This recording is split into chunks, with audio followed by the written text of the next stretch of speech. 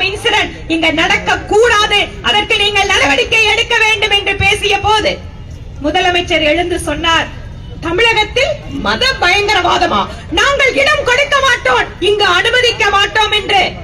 அப்படி ஒன்று கிடையவே கிடையாது. ஒரு இளைஞர்களை நாங்கள் நலியும் வெளியில கொடுக்க கூடாதுன்னு முடிவோடு இருக்கிறாங்க.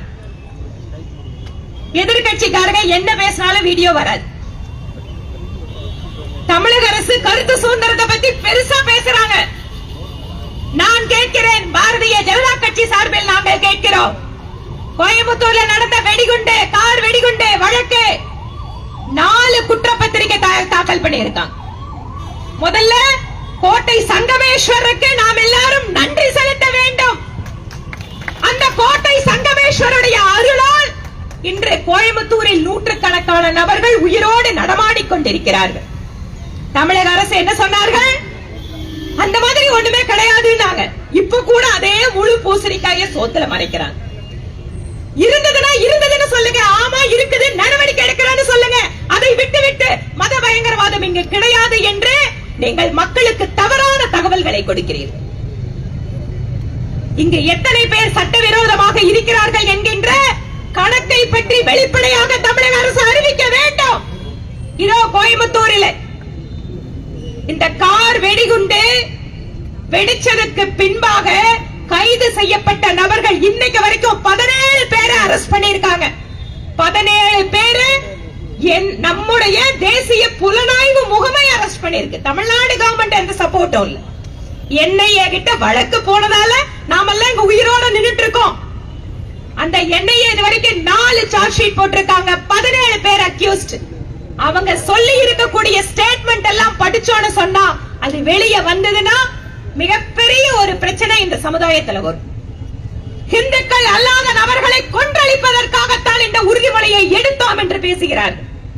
அவர்கள் பேசி இருக்கக்கூடிய வீடியோக்கள் எல்லாம் வெளியிலே வந்தால் இங்கு ஒரு மிகப்பெரிய பிரச்சனை இருக்கும். ஆனால் தமிழக அரசு இதை பற்றி புரிந்து கொண்டிருக்கிறார்களா? அல்லது புரிந்தால் கூட எங்களுக்கு இஸ்லாமியர்களுடைய வாக்கு வேண்டும் என்பதற்காக இந்த மாதிரியான சமுதாயத்திற்கு ஊறு செய்கின்ற இந்த மத பயங்கரவாதிகளை அனுமதிக்கிறார்களா என்பதை அவர்கள் யோசித்து பார்க்க வேண்டும்.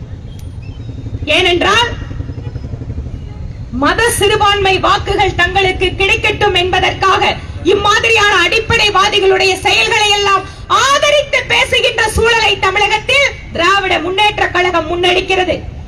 காஷ்மீர்ல நடந்த தாக்குதலுக்கு பின்பாக நம்ம ராணுவத்தை பற்றி, பிரதமர் மோடி அவர்களை பற்றி, நம்முடைய அரசை பற்றி கேவலமாக விமர்சிப்பவர்கள் யார் என்று பார்த்தீர்கள் என்றால் திராவிட முன்னேற்ற கழகத்தின் ஆதரவு பெற்ற அரசியல் சக்திகளாக அவர்கள் இருக்கிறார்கள். இன்றைக்கு நாடு முழுவதும் சட்டவிரோதமாக எங்கெல்லாம் பாகிஸ்தானியர்கள், பங்களாதேஷ்கள் இருக்கிறார்களோ அவர்களை எல்லாம் கணக்கெடுக்கப்பட்டு அவர்கள் வெளியேற்றுவதற்கான நடவடிக்கைகளை அத்தனை மாநிலமும் செய்து கொண்டிருக்கிறது. தமிழகத்தில் அதற்கான நிலைமை எப்படி இருக்கிறது என்று ஒருவருக்கும் தெரியவில்லை. அதனால் தான் கோயம்புத்தூரிலே, ஏனென்றால் இந்த இடம் ரொம்ப சென்சிட்டிவான இடம். ஏற்கனவே இங்கு பல்வேறு சம்பவங்கள் நடந்து மக்கள் பாதிக்கப்பட்டு இன்று தமிழக அரசை கேள்வி கேட்கிறார்கள். நீங்கள் சட்டப்பூர்வமாக நடவடிக்கை எடுங்கள்.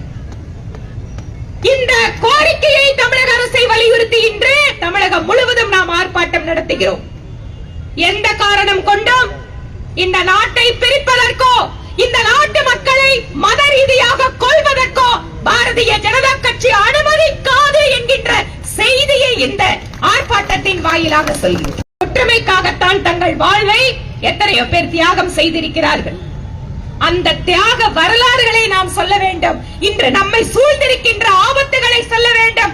அரசியல் கட்சிகள் என்கின்ற போர்வையிலே மத அடிப்படைவாதிகளுக்கு ஆதரவாக இந்த நாட்டினுடைய அரசாங்கத்துக்கு எதிராக இருக்கக்கூடிய மனநிலையை நாம் தெளிவாக காட்ட வேண்டும் நம்முடைய சமுதாயத்திற்கு முன்பாக. இன்று கோயம்புத்தூரினுடைய பாதுகாப்பு என்பது இம்மாதிரியான தமிழக அரசினுடைய இரட்டை வேட விஷயங்களினால் அச்சுறுத்தலுக்கு உள்ளாகிக் கொண்டிருக்கிறது.